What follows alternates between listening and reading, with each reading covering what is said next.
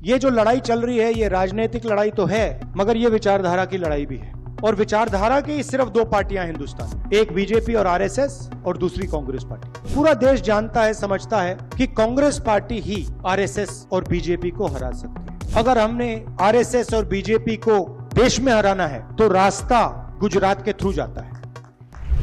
हम कुछ महीनों से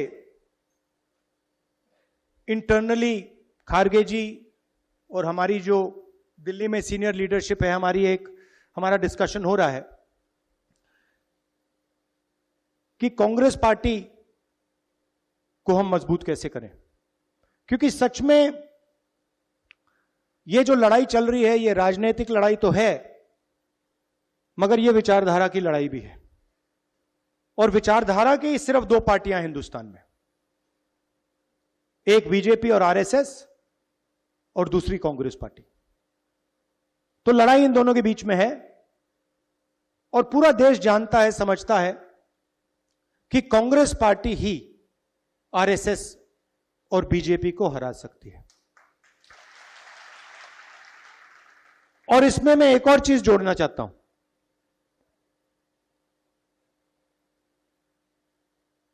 कि सबसे पहले अगर हमने आरएसएस और बीजेपी को देश में हराना है तो रास्ता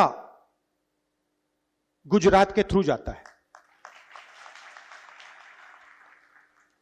हमें पहले यहां पर जो हमारी ओरिजिनल फाउंडेशन थी, हमारी पार्टी भी, अगर आप सोचें, हमारी पार्टी भी गुजरात से ही शुरू हुई थी।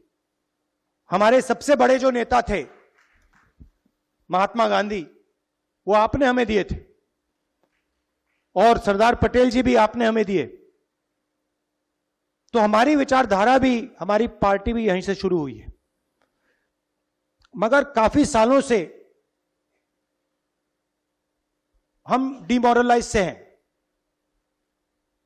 गुजरात में डिमोरलाइजेशन है नहीं है ना? थोड़ा लग रहा है कि भाई ये बड़ा मुश्किल काम है। तो मैं यहां आया हूं आपको बताने कि ये कोई मुश्किल काम नहीं है, ये आप लोगों के लिए आसान काम है। और आप देख लेना, हम ये काम गुजरात में पूरा करके छोड़ेंगे।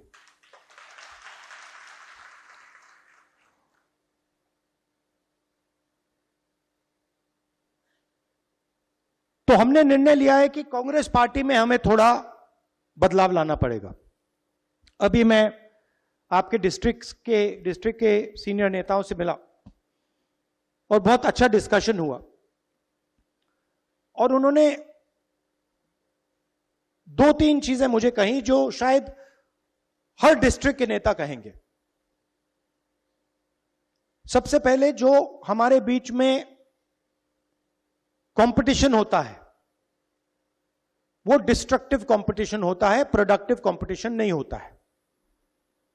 दूसरी बात, लोकल लोगों को, लोकल डिस्ट्रिक्ट्स के नेताओं को टिकट डिसीजन में शामिल नहीं किया जाता है। टिकट, उन्होंने हमें बताया, भैया टिकट हमें पता नहीं कहां से आया,